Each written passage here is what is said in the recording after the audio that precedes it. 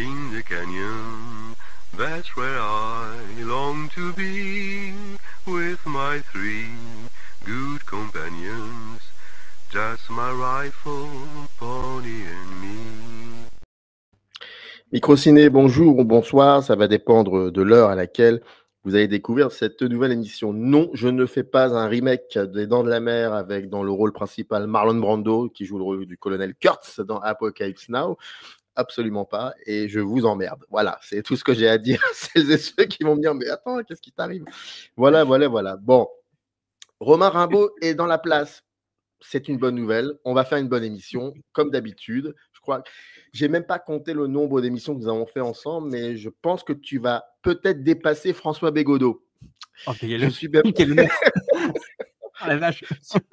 Si tu nous écoutes, François, je te salue. On te salue. Donc, et alors, un jour, je propose à Romain, je lui dis, écoute, ça serait bien qu'on fasse un. Comme si nos émissions ne nous suffisaient pas ou ne me suffisaient pas. Et je lui dis, moi, j'aimerais bien qu'on se fasse un mensuel, une émission. On va créer une émission, un mensuel. Et l'idée, c'est que tu viennes avec un film de ton choix, peu importe l'année, peu importe. Tu viens avec un film et tu me dis, tiens, regarde ce film, je le regarde et on en parle. Voilà. Bon, et il s'avère que le film que tu as choisi pour cette première, c'est un film qui est sorti le 16 octobre 2024, donc c'est encore un film un peu récent, et qui est le numéro 2 d'une franchise, je ne sais pas, on verra, peu importe, on va peut-être en parler de ça aussi. L'émission s'appelle Mauvais Genre. C'est un jeu de mots un peu bizarre et voire même un peu bâtard, mais parce que je me souviens que lorsque j'étais petit, eh bien, tous les films d'horreur, films fantastiques, c'était les films un peu de seconde zone. Je crois que ça a considérablement changé, évolué, et j'espère, je pense, et j'en suis vraiment content. Donc, Mauvais Genre, premier épisode, ça sera tous les mois. J'y tiens, et Romain a accepté, il m'a dit banco, donc il est venu avec un film. Et on parlera de ça pendant une quarantaine de minutes. Voilà. Et je rappelle quand même, Romain Rimbaud a une chaîne YouTube. Vous connaissez sa chaîne. Et en parallèle, il est aussi, il transmet le cinéma et la philosophie au lycée, si je ne me trompe pas. Au lycée, ouais, tout à fait, ouais. Et Voilà. même collège maintenant. J'ai des petits collégiens aussi. C'est vrai que et collégiens. Et c'est un sacré boulot. Et j'adore The Last But Not the Least. Et tu es magicien. Et tu sais que je considère ça comme quelque chose de très respectueux, donc respectable. Donc, merci à toi en tout cas de répondre toujours présent, ça me fait plaisir. Comment vas-tu, cher Romain ? je suis chez Microciné, donc je suis heureux. Je suis avec toi pour continuer le dialogue, donc je suis heureux. Et en plus, ça débute j'ai un week-end très cinéma, on va dire ça comme ça. Donc, je trouve que c'est la meilleure manière de le débuter. Donc, c'est super cool, c'est trop bien. Bon, on enregistre le 29 novembre, et c'est vrai que quand tu dis que c'est un week-end plein cinéma parce que tu es membre du jury d'un festival assez éclectique et assez, enfin, je trouve ça passionnant. Je peux peut-être parler 2-3 secondes de ça parce que c'est quand même assez intéressant, je trouve, ce festival. C'est pour le coup, j'ai été contacté il y a peu de temps. C'est juste pour c'est le festival donc du film. Alors c'est la semaine, pardon, du film britannique et irlandais de Brest. Et j'ai eu la chance et l'honneur d'avoir été contacté par l'organisatrice pour pouvoir faire partie du jury pro. C'est un peu ma première expérience en tant que jury. J'ai accompagné des jurys jeunes sur des festivals, notamment le festival du film court de Brest, qui sont mes élèves en particulier.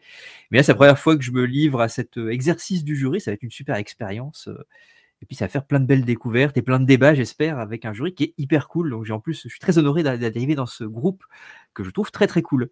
Et d'ailleurs, c'était l'occasion, je fais une toute petite parenthèse, mais lors de l'inauguration du festival, j'ai croisé un professeur en fac qui me disait justement qu'il m'avait déjà vu quelque part. Et étrangement, c'était sur Microciné. Et voilà, il a dit à quel point Microciné était quand même la chaîne préférée des universitaires, une fois n'est pas coutume de le répéter.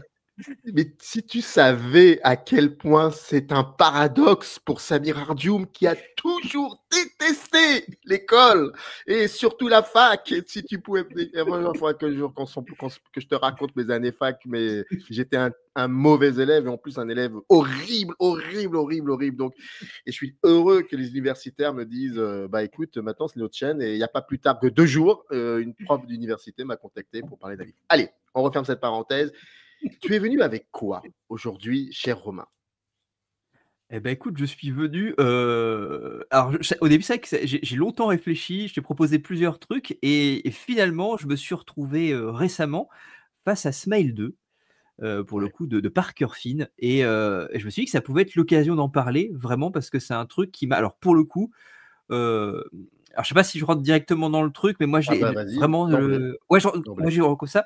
Moi, j'avais bien apprécié le premier, qui était un petit film. Pour le coup, c'est de l'horreur mainstream, et je suis pas toujours, je suis pas toujours tendre avec l'horreur mainstream, parce que je suis toujours un petit blocage, un petit préjugé par rapport à ça.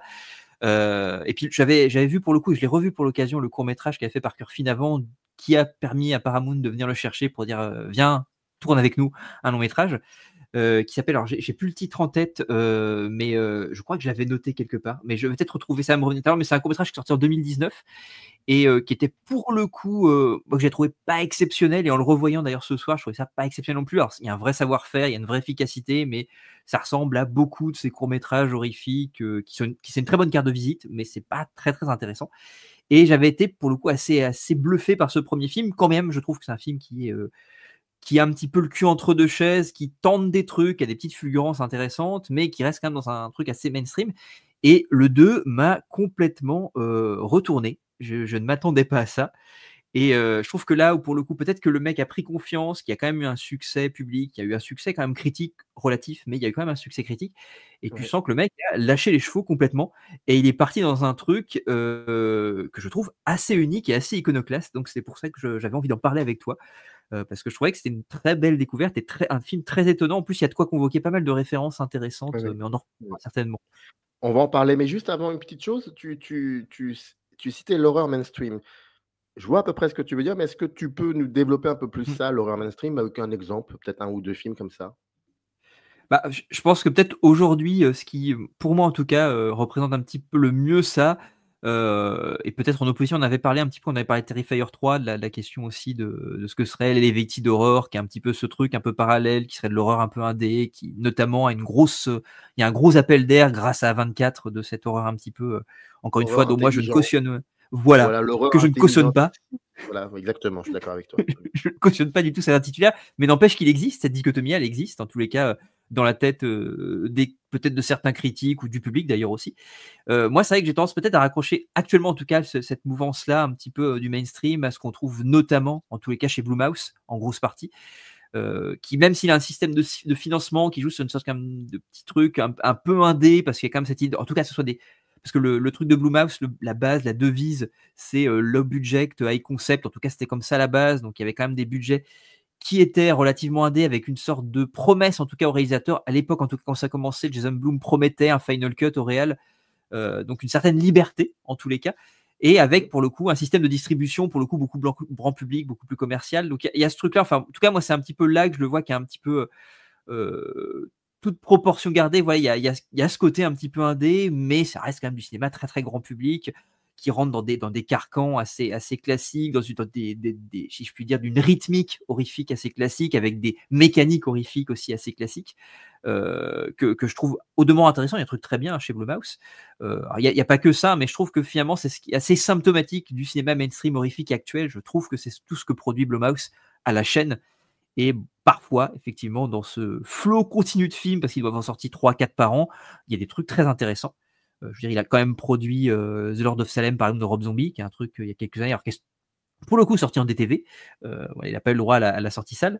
Mais voilà, il y a des velléités intéressantes chez Jason Blum, mais il y a effectivement quelque chose de foncièrement opportuniste et parfois cynique aussi, et qui font un petit peu pour moi aussi l'identité de ce cinéma d'horreur mainstream, parce qu'il y a quelque chose de cynique aussi, je pense, et d'opportuniste.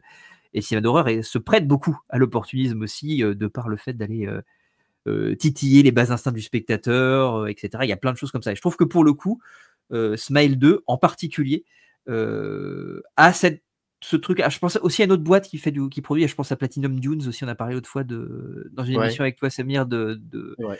de jeux de Sans un bruit jour aussi, qui est produit par Michael Bay Ouais. aussi, qui est la boîte de prod de Michael Bay. Donc il y a ces trucs-là, il y a Ghost House aussi, je pense, qui est la boîte de prod de Sam Raimi aussi. Donc ouais, il y a tous ces gros studios qui sont voilà, globalement, qui pour moi constituent, si on les additionne, un petit peu cet horror mainstream actuel, j'entends. Et celui-là en fait partie, parce que c'est produit par Paramount quand même, donc c'est un gros studio. Mais je trouve qu'il y a un truc vraiment étrange qui sort de ce truc-là et qui fait un petit peu gripper la machine un peu bien huilée du cinéma d'horreur mainstream.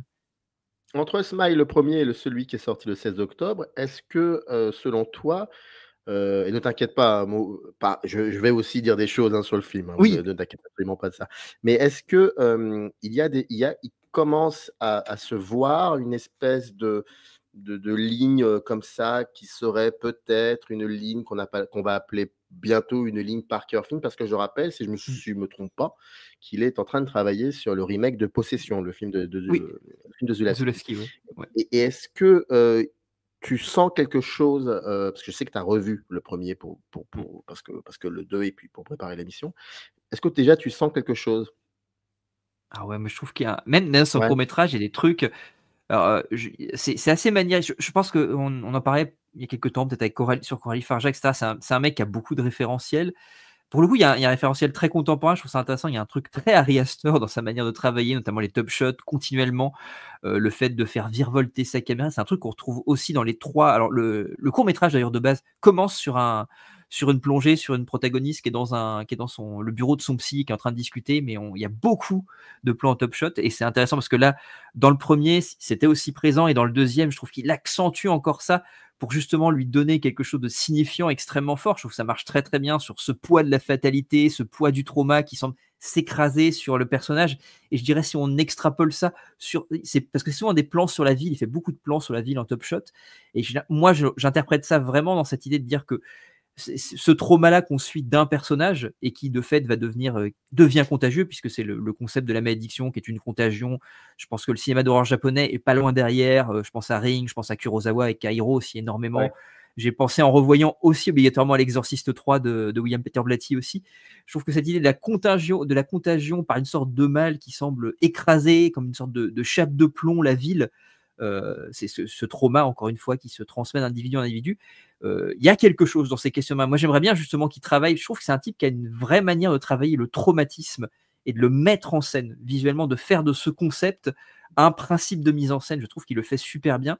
Il travaille aussi énormément. Alors, pour le coup, moi, c'est un truc que j'ai retrouvé dans les 3 aussi, sur ce travail du miroir aussi, du retournement continuel. Alors, qu'il y a un truc, je pense que je faisais le lien avec Ari Aster parce que c'est un plan qui ouvre, en tout cas, dans l'arrivée dans le village je ne sais plus comment s'appelle le village dans Midsommar, avec cette caméra qui fait un 180 degrés pour te montrer, voilà, on va renverser les valeurs, on va renverser ton système de valeurs et on va te confronter à un système de valeurs qui n'est pas le tien et qui est littéralement inversé par rapport au tien. Et là, je trouve qu'il le fait d'une autre manière, justement, avec cette manière d'aller virevolter au-dessus des villes et de retourner. Tu as tous ces plans en top shot complètement inversés, mais qui lui travaille beaucoup plus sur la question du miroir inversé, qui est hyper intéressant. Je trouve que dans Smile 2, pareil, il pousse ça vraiment hyper loin. La thématique du double, et je trouve que c'est pas aussi c'est vraiment intéressant qu'il aille vers Zulawski et vers Possession sur la thématique du double aussi, parce que c'est quand même un truc qui est très présent dans Smile et dans Smile 2, et qui est très présent chez Zulawski, avec notamment, je pense au final en particulier de Possession aussi, avec toute l'inquiétante étrangeté que ça transporte avec. Et là, pour le coup, je trouve que dans le 2 en particulier, la manière dont il travaille le double en multipliant les surfaces de réflexion absolument partout, pour pouvoir justement amener cette idée que le personnage va devoir faire face à ses propres traumas, et qu'il ne cesse d'y faire face et que plus il y fait face, plus il s'enferme dans une sorte d'aliénation, jusqu'à sombrer dans la folie la plus totale et jusqu'à faire face à lui-même, hein, parce que littéralement c'est ça à la fin aussi avec elle qui se retrouve, le personnage de Sky qui se retrouve confrontée à elle-même, de laquelle va jaillir de ses cicatrices vraiment et du tréfonds vraiment de ses tripes sur lesquelles ouvre ses cicatrices la créature que je trouve au passage, une parenthèse, mais je trouve la créature incroyable visuellement. Ah oui, Je oui. pense qu'elle est très intelligemment utilisée et très peu Elle est en fait, et c'est ça qui est intelligemment aussi. grotesque. Elle est intelligemment Voilà, grotesque. Ouais. je suis totalement d'accord. Et c'est incroyable, moi vraiment. Ça, c'est un plan qui va me rester en tête et qui va me poursuivre longtemps. Je trouve encore plus dans le Ouais. deuxième, ce plan, il me semble qu'il y a un léger panneau latéral et on la découvre, elle à moitié ouverte en deux avec le monstre qui en sort. Et je trouve le plan très pictural et moi ça va m'obséder, hein, ça m'obsède déjà. Ça, c'est un élément aussi qui fait que le film pour moi marche. C'est que contrairement au premier qui m'a fait vraiment plaisir sur le moment, ce truc-là, ça fait une semaine à peu près que je l'ai vu et je n'arrête pas d'y penser. Il y a plein d'images qui m'obsèdent et qui fonctionnent merveilleusement bien et je pense qu'elles fonctionnent et qu'elles m'obsèdent parce qu'elles disent quelque chose, forcément. Et comme qu'elles me regardent en fait vraiment de manière intense, comme moi il y a une sorte de truc d'échange, de dialogue qui se fait et qui est vraiment, je pense, profondément inconscient et qui marche vraiment, qui match avec moi en fait vraiment. Et ça m'a touché et je dirais même qu'il y a quelque chose de traumatisant derrière ça. L'obsession de l'image dont tu parles, c'est très intéressant parce que lorsque Sky va se retrouver face à ce personnage, qui est un ancien pote, de lycée ou de fac qui est Oui, devenu dealer, et donc c'est là qu'elle va être contaminée parce que lui-même va mourir. Avant de mourir, on sent que quelque chose est en train d'entrer en lui et la fin du film, donc nous montre enfin ce monstre, mais le monstre, on ne le voit pas rentrer quelque chose à l'intérieur de Sky, si je me trompe pas, tout à mais fait. mais comme l'obsession de l'image est très importante, enfin cet aspect est très important chez Parker Finn, on l'a on l'a deviné. Parce que le plan suivant, c'est elle qui est allongée, puis à un moment, elle se relève et elle fait ce qu'elle a à faire. Et ça, c'est très intéressant, cette manière de, je ne sais pas si c'est oui, c'est un semblant d'effet Kuleshov, on va dire ça comme ça. Mmh. Parce qu'on a cette image originelle, qui est l'image de la mort de son pote dealer, et, et le geste que l'on voit dans cette image-là, on, Mmh. il nous fait suffisamment confiance pour qu'on l'ait emmagasiné et qu'on comprenne sans le voir, donc leur champ, Tout à ce fait. qui va se Ouais. passer avec le plan. Il y a comme ça, je suis d'accord avec toi sur le rapport à l'obsession de l'image Mmh. qui crée une puissance, comment dire, une obsession de l'image, mais en même temps avec un partage. C'est très intéressant et très intriguant finalement. J'étais assez impressionné par le film, hein. Oui, le J'étais film assez t'a plu pour le impressionné coup, par c'est intéressant d'avoir ton regard ouais. aussi sur le film, J'ai ça ouais, ouais, j'étais assez impressionné par le film. Il y a pour moi, le monstre que l'on voit à la fin, c'est très intéressant parce que c'est un peu le monstre, Rosemary's Baby. C'est le fameux mmh, monstre qu'on ne tout à fait. verra pas ou qu'on devine ou qu'on voit, je me souviens bien, on voit les yeux. Il y a un truc comme ça qui est très fort et qui est très lié aussi à une certaine histoire du cinéma Mmh. et je trouve ça passionnant la manière qu'il a toutes ces scènes où, Sky se retrouve avec elle-même, où elle se retrouve aussi face à, comment dire? Une puissance horrifique qui s'élève, je trouve que, à ce moment-là, Parker Finn a tendance à montrer la scène avec un espèce de panneau très court, donc il déconstruit le fameux hors-champ horrifique et d'un seul coup, pour moi, il insuffle une finalité horrifique. Mmh. On pourrait appeler Ouais. ça un jump scare, mais je n'ai pas la sensation que c'est un jump scare. Il y a comme ça une espèce de tu sais, comme si oui, il insuffle une espèce de finalité horrifique qui est très dense et à l'intérieur même de ce plan où il déconstruit leur champ. Et pour moi, ça, c'est une manière pour lui, Parker Finn, de montrer constamment, hem, la la le fait qu'elle se fasse bouffer par la société. Il y a de plans incroyables où elle est petite dans un Ouais. cadre énorme, que cela soit, chez elle ou même en extérieur et je trouve qu'il y a ça, il y a de cela, que ce trauma peut aussi venir de ça et je trouve que c'est quelqu'un qui ne théorise pas, il théorise, comment dire? Il ne rentre pas trop dans la théorie, mais il est quand même là-dedans sans être, dans une forme de complexité. Parce qu'on entre avec le personnage finalement et je sais pas si j'arrive à m'exprimer, mais il y a comme Si, ça si, oui.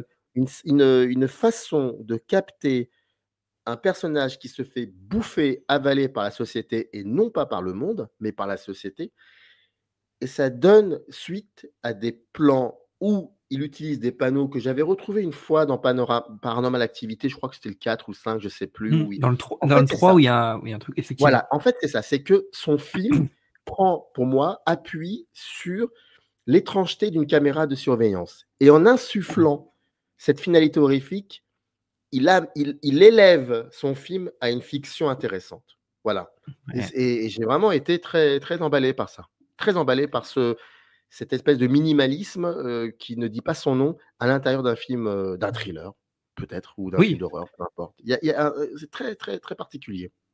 Mais c'est marrant parce que tu parles de cette idée de panneau, très, très lent qui permet effectivement d'annihiler quasiment la notion de hors champ et je trouve dans laquelle va finalement, intervenir là. Moi, je pense beaucoup, mais pareil, parce que je pense qu'ils ont les mêmes références. Je pense à It Follows, David Robert Mitchell. Je pense à cette séquence notamment où elle est en train, qui est la référence d'ailleurs à Halloween de Carpenter, où le personnage de Maika Monroe est en train de regarder par la fenêtre parce qu'elle s'emmerde pendant son cours, et surtout parce qu'elle a été traumatisée. Parce que le système du traumatisme, dans It Follows, c'est la même chose, ça fonctionne de la même manière, puisqu'elle a été traumatisée par cette relation sexuelle qu'elle a eue avec son petit copain, qui lui a révélé qu'elle maintenant il l'avait contaminée avec son rapport sexuel et qu'elle serait poursuivie par cette créature qui finalement, exactement comme dans Smile, peut arborer tous les visages, etc. Et donc il y a ce panneau sur le campus, il me semble, un panneau très lent avec ensuite un travelling très très lent sur ce campus, où finalement il y a tous les persos. Donc il n'y a pas de hors-champ en fait, tout est posé, exposé comme ça. Il y a plein de persos jeunes parce qu'on est sur un campus. Ils sont habillés de manière colorée. Quand ils se déplacent dans le champ, ils le font de manière horizontale, et soudainement d'ailleurs de manière plutôt discrète en réalité, on a un personnage qui vient briser ces lignes horizontales et qui vient à la verticale vers elle. Nous sommes dans un campus, donc c'est des jeunes, et on voit que c'est une vieille parce qu'elle a les cheveux blancs. Nous sommes dans un lieu plutôt de vie, avec des jeunes habillés de manière plutôt colorée, et on voit une femme porter une blouse d'hôpital, donc blanche, et en plus qui ramène à la mort, etc.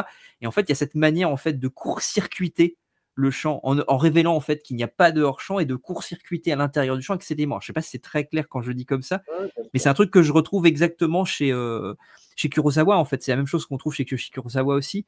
C'est des choses qu'on retrouve aussi. Je pense à ce plan-là parce que moi, c'est vraiment un truc qui m'a obsédé et que j'ai retrouvé dans Smile 2. C'est cette séquence dans l'hôpital de l'Exorciste 3 de Peter Blatty, avec ce très très long plan fixe sur un couloir assez petit avec plein de portes sur les côtés, puisqu'on est dans un hôpital, avec une ouverture sur le hors-champ absolument partout. Et on ne sait pas d'où va venir la menace, et c'est très long. On va parcourir, on va suivre. Il y a un travelling qui suit un personnage dans une chambre, on voit qu'il n'y a rien, on s'attend à ce qu'il y ait quelque chose, puis on revient dans la pièce.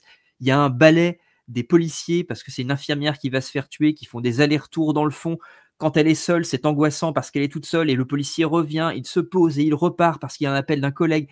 Et il y a tout ce truc-là, on est dans cette posture en fait de caméra de surveillance avec ce plan statique au fond du couloir qui rend la chose absolument terrifiante. Et je trouve dans Smile qu'il y a ce truc-là en fait dans Smile 2 qui fonctionne merveilleusement bien, qui l'utilisait un petit peu dans le premier, mais le film était beaucoup moins statique. Je trouve que là, il y a un vrai travail justement il casse quasiment, c'est presque, je trouve que tout fonctionne en miroir inversé. Je dirais presque que Smile 2 est le miroir inversé du premier, et de manière interne à Smile 2, il y a des effets de miroir inversé partout. Je pense à la séquence de danse, de répétition de Sky au début, qui est reprise un petit peu plus tard pour une séquence horrifique où elle est dans son appartement toute seule et elle se met à danser avec. C'est la plus belle séquence du film pour moi. Alors ça, incroyable. Là, je te coupe la parole. Là, je suis désolé, mais je vais noter et tu reprendras. Je trouve que c'est un moment d'extase. Là, pour le coup, j'ai rarement vu ça dans un film d'horreur. Cette espèce de suspension comme ça, où le film s'interrompt finalement faussement. Et en fait, c'est ça, c'est qu'il y a toujours, l'horreur vient toujours finalement de la mainmise de la société sur elle. Soit c'est le téléphone qui lui fait peur, soit c'est le rôle de la mère qui incarne un aspect décadent, pour le coup, de pas la mère, mais en tout cas le personnage qui le renvoie. Elle est constamment, la société pour elle, c'est une obligation de vivre. Et elle ne recherche qu'une chose, c'est de revenir au monde, donc de revenir vivre. Et c'est pour ça qu'elle reprend contact avec son ami d'enfance. Il y a comme ça un rapport très très fort à l'enfance, l'adolescence. Il y a aussi cette chorégraphie qu'elle ne veut pas faire, cette robe qu'elle ne veut pas porter. Il y a toujours comme ça une espèce d'obligation. Et à chaque fois, elle est obligée de s'y coller et donc de suivre les règles. Et ce qui est très beau et effrayant à la fois, c'est qu'au moment où elle est invitée à faire un discours pour une soirée en l'honneur, pas en l'honneur, mais une soirée pour aider les enfants malades ou quelque chose comme ça, on lui dit, il n'y a rien à faire, tu n'as qu'à lire un prompteur. C'est terrifiant. Et en fait, le prompteur s'arrête au moment où elle doit prendre appui sur cet objet. Et donc, elle est complètement perdue. Et là, à ce moment-là, elle vit. Mais comme elle vit, et elle dit les quatre vérités, elle n'est plus dans ce milieu, dans ce monde que la société de consommation, pour dire l'eau. Toutes les injonctions qu'elle peut récupérer. Ouais. Exactement. Et ce moment où l'horreur totale est représentée par cette chorégraphie qu'elle a rejetée, et je trouve que et en plus, il y a un travail sur les corps, sur l'assemblage. Je trouve que c'est magnifique. Il a une manière, Parker Finn, d'envahir ses plans. Il Ouais, envahit ses plans. tout à fait. Et je trouve ça assez passionnant pour le coup. Et je pense en plus, je rebondis sur ce que tu dis parce que je trouve, je fais référence parce que je trouve que le film a beaucoup, étrangement, de liens avec un autre film qui est sorti à quelques semaines près ou quelques semaines près, qui est The Substance de Coralie Farja. Je ne peux pas ne pas y penser parce que la séquence de fin, pour moi, elle y fait étrangement écho. L'idée des injonctions sociales qui pressurisent un individu jusqu'à l'aliénation la plus totale, pour moi, la thématique est la même. Alors évidemment, c'est traité sous l'angle de la question de la vieillesse, etc., qui est un peu plus, on va dire, traité dans The Substance de Coralie Farja. Je trouve en fait, il y a un truc qui, moi, m'a fait vachement écho en le voyant, et tu parles de la séquence de danse, tu as parlé de la séquence, effectivement, du discours, lorsqu'elle se trouve donc face à ce parterre et qu'elle ne sait pas quoi dire et qui finalement elle va exprimer. Il y a un truc qui m'a fait énormément penser à ce que moi m'a beaucoup plu dans cette substance, c'est les séquences horrifiques qui ne le sont pas de prime abord ou qui ne présentent pas d'éléments fantastiques. On en avait parlé, c'est la séquence notamment où le personnage de Demi Moore est en train de se maquiller et elle ne parvient pas à se maquiller, elle revient, tu vois. Et je trouve que c'est une des séquences les plus terrifiantes du film. Elle est absolument atroce parce que justement, il n'y a plus d'éléments fantastiques. Là, il y a une manière de te plonger tête la première dans le réel, véritablement, quand bien même c'est un contexte fantastique peut-être qui t'a mené à ça, et encore, c'est plutôt surtout un contexte social et un ensemble d'injonctions qui viennent encore une fois pressuriser l'individu. Et je trouve que notamment cette séquence-là, elle y fait curieusement écho du discours devant ce parterre-là, parce que soudainement, il n'y a plus rien de fantastique. Alors, il y a l'intervention au bout d'un moment du personnage qui est interprété par le fils de Jack Nicholson, d'ailleurs, qui est travaillé pour son sourire, que je trouve hyper intéressant aussi. Et il y a une autre séquence, d'ailleurs, que je trouve aussi tétanisante pour ça, c'est des séquences qui sont atrocement réelles. C'est des éléments où le fantastique n'intervient pas véritablement, ou alors il est beaucoup. C'est soudainement, tu parlais tout à l'heure de pause, il y a presque une sorte de pause dans l'horrifique au sens fantastique du terme, pour arriver à une horreur beaucoup plus banale, quotidienne, minimaliste, et qui a plus trait à la perception qu'on va avoir d'une situation de par le contexte dans lequel on est. Et je pense notamment à une autre séquence, moi, que j'ai trouvé absolument atroce, mais encore une fois, il n'y a aucun élément fantastique à proprement parler dedans. C'est la dispute entre elle et son compagnon avant l'accident de voiture, où la caméra est littéralement placée entre les deux, et cette pression, on la sent, elle est terrifiante parce qu'on est entre les deux, on est en train de faire tampon entre ces deux personnages, presque comme si, moi j'ai ressenti comme ça, j'étais un enfant au milieu de deux parents qui sont en train de s'engueuler dans une bagnole, alors que dehors on n'y voit rien, et que je suis en train de tourner la tête à gauche, à droite, parce que c'est vraiment ça, il fait le jeu du panneau continuellement à gauche, à droite, dès que l'un parle, et à la fois on a l'impression, on est à la lisière du plan subjectif quand on est tourné vers un personnage, comme si ces reproches, on les recevait en pleine gueule, cette dureté, cette colère, on la reçoit, et en même temps, on est entre les deux et on est pressurisé. Et je trouve qu'à ce moment-là, j'ai ressenti la pression qu'elle ressent vis-à-vis de ce que la société exerce sur elle. Ce moment-là où je suis dans le couple, je ressens cette pression de manière extrêmement douloureuse. Et la séquence m'a tétanisé. Je trouve que ces moments-là, exactement comme The Substance, c'est ces moments justement de presque horreur du quotidien au sens littéral du terme, m'ont vraiment encore plus travaillé intérieurement que toutes les effusions gore qu'il y a dans le film, qui est au demeurant très généreux en termes de gore. Mais c'est ces moments-là justement un petit peu suspendus, où on arrête le récit fantastique à proprement parler pour se concentrer sur une situation, une sorte de bulle extrêmement inconfortable. Et j'ajoute qu'il y a un truc qui moi m'a beaucoup marqué aussi et qui accompagne très souvent ça, c'est la musique que je trouve incroyable. Donc c'est le compositeur notamment des deux premières saisons, des deux uniques saisons malheureusement d'Utopia, qui est une excellente série, et d'un épisode d'un passage de Black Mirror aussi qui est très très bien aussi. Et je trouve qu'il y a quelque chose aussi, il y a une épuration musicale aussi qui fait qu'on est presque sur ce qu'on appellerait du weirdcore. En fait, c'est vraiment ça, où c'est une musique complètement dépouillée, complètement lo-fi, et on ne distingue quasiment plus la mélodie, où elle est distordue. Là où moi j'aime bien les trucs orchestrales qu'on peut trouver, je trouve que Christopher Young est un génie, que ce soit sur Hellraiser par exemple, ou même chez Sam Raimi quand il fait l'incroyable score de Jusqu'en Enfer. Mais je trouve que là il y a une sorte de minimalisme qui est presque plus musical. J'ai pensé à Sinister notamment de je sais plus comment il s'appelle, de Scott Derrickson, qui a été cherché par exemple Boards of Canada pour illustrer les passages en VHS. Et je trouve que là, moi, ça marche très bien sur moi, ce minimalisme musical, ce côté, encore une fois, très weirdcore qui me met très très mal à l'aise. Et je trouve que dans cette idée de dépouiller aussi la musique, comme il a dépouillé tout un tas de trucs, même par rapport au premier, il y a un truc qui marche d'enfer. Je trouve que le générique de début, qui est une sorte d'immense silence parce que le personnage qui permet de faire lien avec le premier se fait percuter par une bagnole et on a exactement comme dans le premier ce très lent travelling qui progresse le long d'une tache de sang pour pouvoir révéler en tout cas le corps complètement éclaté sous la bagnole avec cette musique très très minimaliste en fond alors qu'il y a une emphase de mise en scène à ce moment-là parce qu'il y a tout ça, c'est la fin d'un plan séquence que je trouve assez admirable aussi. Ça me met très mal à l'aise. Il y a ce truc de l'inconfort que je trouve il travaille merveilleusement bien. Mais je t'excuse, Samir, je t'en prie. Non, mais tu vas pas t'excuser quand même de parler de cinéma. Mais moi, je me pose cette question assez provocatrice, j'aime bien cette phrase-là, mais cette technicité qui peut être aussi une marque de qualité chez lui, est-ce que est-ce que ça peut prétendre à confusion? Est-ce que ça peut se transformer en un truc un peu bâtard, très vulgaire qu'on appelle exercice de style? Je te donne un exemple. Les cadrages à l'envers, par exemple. Ouais. Ou alors ça je l'invente pas du tout parce que je sais que beaucoup de journalistes, critiques de cinéma ont relevé cela, pas forcément pour une chose négative, mais je me disais que effectivement, il y a quelque chose d'extrêmement méticuleux, très soigné, une espèce de travail de luxueux sur l'horreur. Et je me posais la question, bon, moi ça fonctionne en moi, mais je me suis posé la question s'il peut y avoir un moment des limites à ça.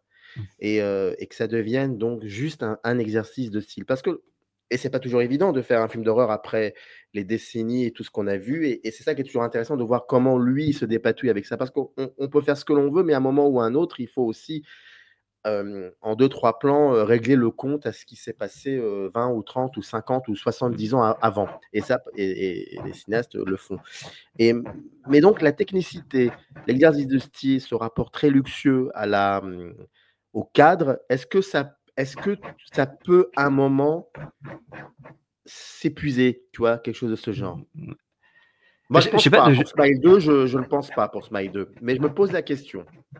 Justement, c'est la question que je voulais te poser. Je voulais savoir, est-ce que toi, tu y vois un exercice de style ou pas déjà? Toi, est-ce que tu l'as ressenti comme un exercice d'un film à 20, par exemple, qui serait un peu 20 Non, pas du tout, pas du tout. Je préfère le 2 au 1, mais je ne vois pas d'exercice de style sur le 2 parce que comme tu disais, l'exercice de style serait de ne pas créer une résonance entre le plan et le monde.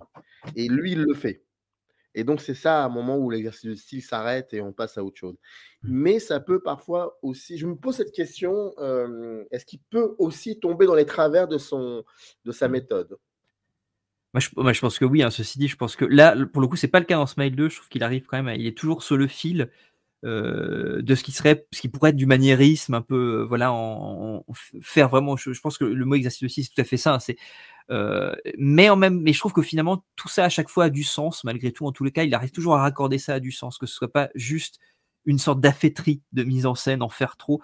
Pour moi, encore une fois, les plans à l'envers, les top shots, tous ces trucs-là qui sont quand même encore plus nombreux dans le deuxième que dans le premier, ça a du sens à chaque fois. Encore une fois, moi, ça rajoute encore une fois cette idée qu'il y a quelque chose d'écrasant qui s'exerce non seulement sur Sky, mais également en fait sur l'ensemble de la population de cette ville complètement aliénée par la société de consommation, par tout le phénomène de starification, etc., que je trouve admirablement représenté. Et moi, je trouve qu'il arrive toujours à rester sur ce truc-là où jamais je me dis en regardant le film, là c'est un peu trop, là ça ne sert à rien, là c'est juste parce que tu voulais faire un joli plan. Je trouve à aucun moment que le film n'est poseur et se regarde filmer. Par exemple, c'est un truc, tu vois, je reprends la comparaison avec The Substance. Encore une fois, j'ai beaucoup aimé The Substance, je trouve qu'il est très intéressant à plein d'égards, mais je trouve que parfois, il y a des moments où il y a de la fêterie, où il y a des plans qui ne sont pas forcément. Moi, je trouve plus j'ai vu The Substance, il faut que je le revoie et je vais le revoir d'ici quelques temps. Je trouve qu'il se vide de sa substance un petit peu dans le souvenir que j'en ai. Parce que je trouve qu'il y a plein de choses dont je ne vois pas véritablement l'intérêt, mais je pense qu'en le revoyant, ça va peut-être remettre un peu les pendules à l'heure et peut-être que je vais revoir un petit peu les choses. Ça te donne envie de le revoir en tout cas, c'est ça qui est assez, qui peut être troublant pour le coup. Mais ce qui est une bonne chose finalement, ça me donne envie de me dire, est-ce que vraiment il y avait un trou à cet endroit-là, un trou de sens qui, j'ai envie de vérifier si c'est dû à un défaut de perception de ma part, de compréhension de ma part, parce que je pense qu'il y a des trucs que j'ai loupés. Peut-être parce que je suis bienveillant aussi et que j'ai pas envie de condamner le film et que l'expérience que j'ai eue du film à la base, elle a été très forte. Donc, je pense qu'il y a quand même quelque chose qui a travaillé, mine de rien. Mais je trouve qu'il y a un peu d'affaîtrie et en même temps, paradoxalement, c'est finalement le discours du film. Le film parle de l'apparence aussi. Donc, qui revêt ça, c'est exactement comme The Neon Demon de Nicolas Winding Refn dont on a pu parler aussi. Il y a quand même ce truc-là où finalement il y a une cohérence entre le fond et la forme qui est là, et qui fait que ça fonctionne quand même et que je comprends ces affaîtries à certains moments. Et je trouve aussi ici que quand bien même il y a voilà, ces moments un peu maniéristes, c'est en cohésion aussi avec toutes ces questions de l'apparence parce que c'est aussi présent dans le truc. Et encore une fois, moi je trouve que ça a du sens. Et quand bien même ça n'a pas un sens au sens littéral du terme, où on peut le conceptualiser, le théoriser, comme tu disais très bien, moi je pense que c'est quelqu'un qui va beaucoup à l'intuition aussi. Il y a quelque chose qui est de l'ordre de l'intuitif chez Parker Finn, où tout n'est pas théorisé, tout n'est pas conceptualisé. Il y a quelque chose, je trouve, malgré tout, chez ce mec-là, qui fait que je ressens quelque chose, il y a un inconfort. Je trouve qu'en fait, au-delà même du sens à proprement parler, de ce qu'on pourrait théoriser, présenter de manière didactique sur sa mise en scène en faisant une analyse un peu conceptuelle, je trouve qu'il y a ce sens presque intuitif de créer de l'inconfort chez le spectateur. Ces plans à l'envers, au-delà de me susciter quelque chose de symbolique fort, moi, je suis mal à l'aise devant. Et je trouve que tout ça va dans une sorte d'édifice un peu distordu, un peu tordu, que volontairement il va tordre et distordre pour me mettre mal à l'aise. Et de toute façon, au-delà de ça, moi je trouve que le retourner ces plans qui sont à l'envers, de toute façon, ne font que faire écho pour moi à toutes les surfaces qui reflètent quelque chose et qui me donnent un reflet, un verset du monde. Donc pour moi, ça a du sens par rapport à ce que ça dit du monde malgré tout. Mais à minima, si c'est peut-être moi qui suis dans la surinterprétation de ces plans-là, je pense pour moi qu'il y a quand même cette volonté de trouver des plans inconfortables pour pouvoir témoigner de cet inconfort social en fait. Donc ça, c'est du sens quand même. Il y a toujours du sens. Pour moi, ça fonctionne. Parce que je suis en train de tourner en rond, je me dis, mais en fait, je trouve toujours du sens. Est-ce que ce film serait finalement un huis clos de 2h09? Oui, je trouve que c'est très très bien dit. C'est hyper bien dit. Parce que moi, c'est ce que je ressens. Je ressens Oui. constamment ça. Et même quand il y a des moments, effectivement, qui sont tournés en extérieur, certes, mais il y a toujours une espèce de. Elle est prise. Enfin, c'est un film qui. C'est comment dire? C'est un film qui nous montrerait le quotidien de quelqu'un prisonnier dans je ne sais où pour des raisons X ou Y. Et j'ai toujours la sensation de ça. Tout le temps, même quand elle se retrouve face au frère, face au personnage qui lui envoie les messages sur le portable et qu'elle finit par rencontrer, et c'est lui qui lui explique un peu le pourquoi du comment, il y a toujours cette sensation d'être enfermé. Toutes les séquences où elle parle, où elle tente de communiquer, d'ailleurs elle le dit constamment, écoutez-moi, écoutez-moi, écoutez-moi, elle est enfermée. Et la première séquence qui pourrait être un plan, enfin qui est une séquence très particulière. Quand on n'a pas vu le premier Smile, bon, on se pose un peu la question, mais donc on est nous-mêmes aussi enfermés dans un récit qui va se déployer. La fin, c'est quoi? La fin, bah, c'est pas forcément, c'est la fin surtout pour celles et ceux qui regardent, j'allais dire Smiley, Sky Riley, je pense que c'est normal, Oui. Sky Riley, Smiley, il y a de ça. Je viens de le découvrir, tu te rends compte ça? Oui, Et donc, mais je l'avais pas compris, hein, mais mais Sky moi non Riley, plus, en fait, là, tu Smiley, viens de me faire découvrir un truc, effectivement, j'y avais pas pensé non bah, plus. ah bon? Ma merde! Ah non, Bah du tout. voilà, Ah non, du tout. Sky Riley, Smiley, bon, c'est normal, hein, Oui, c'est non, mais normal. totalement. Et bah, c'est ça chez lui, Parker Finn. Il est tout le temps dans cette optique-là, parce qu'il nous enferme constamment. Et moi, je trouve que c'est un film oui, c'est un huis clos. Un huis clos comme j'ai lu quelque part, il faut que je le nomme. Oui, l'article de Criticat. Je crois que c'est Delvolvé, Pierre-Jean ou Pierre-Yves Delvolvé. Je suis désolé, mais je mettrai le nom dans le descriptif. Je lisais cet article et il y a un moment, il convoque Polanski, ce qui est tout à fait logique, le locataire de Polanski. Oui, le locataire de Polanski. Et donc, c'est ça l'idée. C'est que là où je veux en venir, c'est que la fin, finalement, c'est aussi d'enfermer tous ces spectatrices et spectateurs qui regardent la mort de Sky Riley, qui eux sont voués à une mort certaine aussi. Parce que si j'ai bien compris le système de la malédiction, le fait le fait qu'ils la voient se suicider, c'est que eux-mêmes, voilà. Et donc il y a toujours cet enfermement, ce huis clos. Et je me posais cette question, et le locataire est Ouais, un huis clos incroyable. bien Et, sûr. est-ce que tu vois ça aussi de cette manière-là, un huis clos pendant 2h09? Ah mais totalement. Et je trouve que tu parles du plan de fin notamment. Moi, je trouve qu'il y a cette manière aussi d'intégrer littéralement le spectateur dans cette caisse-là parce que alors en jouant sur le Mais paradoxe personne filme. intéressant Est-ce que tu as et remarqué voilà, que personne ne tout à fait. filme? C'est totalement vrai. C'est juste les regards qui sont portés c'est eux qui regardent, mais effectivement, il y a pas d'appareil photo, quoi que ce soit qui filme. C'est vrai.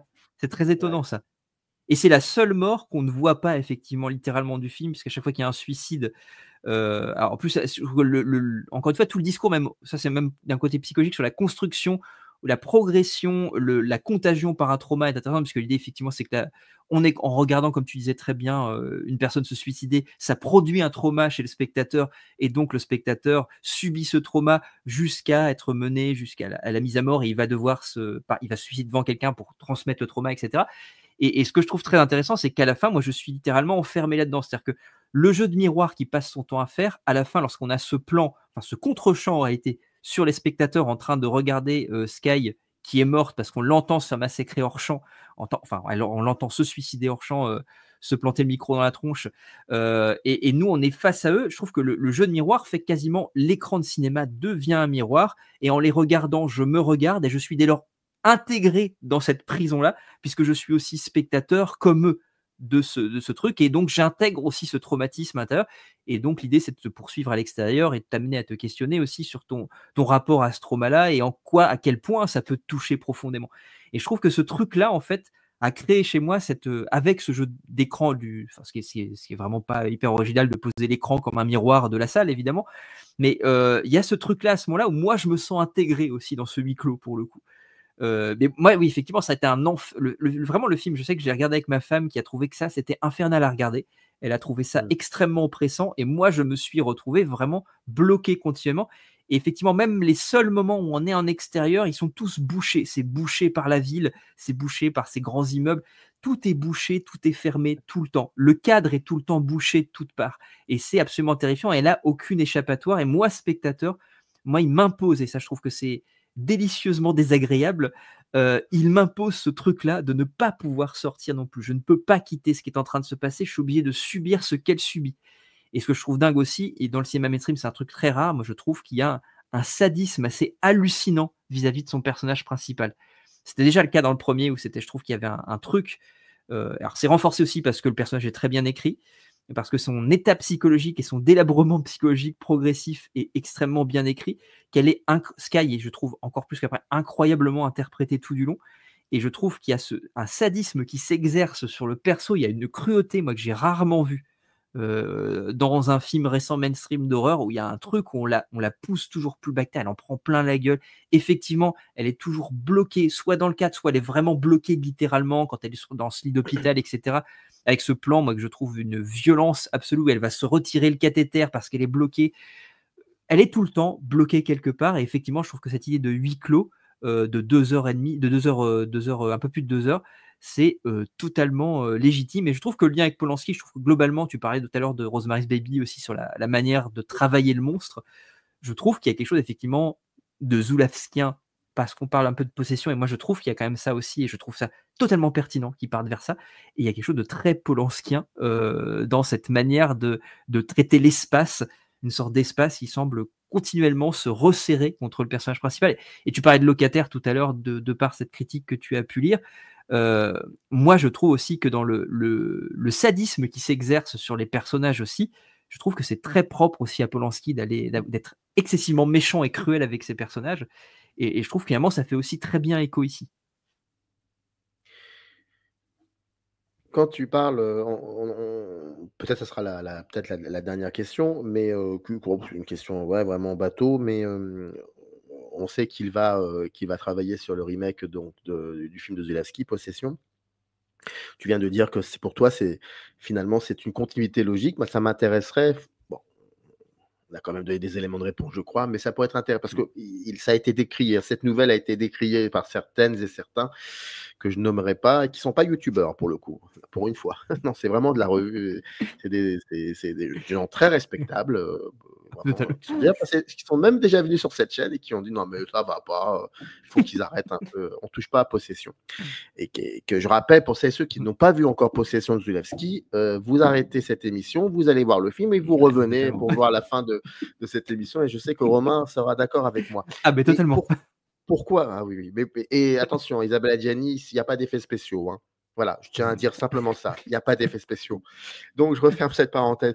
Pourquoi cette continuité logique, selon toi?